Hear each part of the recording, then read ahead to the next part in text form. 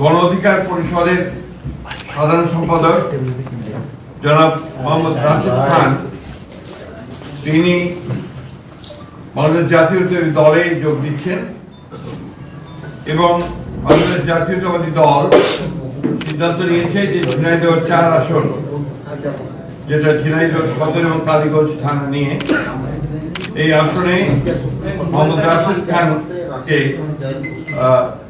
ধানের শীষ প্রতীকে নির্বাচন করার জন্য মনোনয়ন দেওয়া হচ্ছে।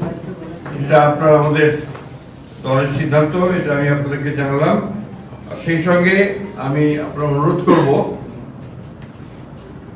এই ঝিনাইদহ ও কালীগঞ্জ, ঝিনাইদহ সদর কালীগঞ্জ অর্থাৎ ঝিনাইদহ 4 আসনের বিএনপির সকল নেতাকর্মীকে মোহাম্মদ রাশেদ খানের সঙ্গে কাজ করার জন্য এবং তাকে বিজয়ী করার জন্য সর্বশক্তি দিয়ে কাজ করার জন্য।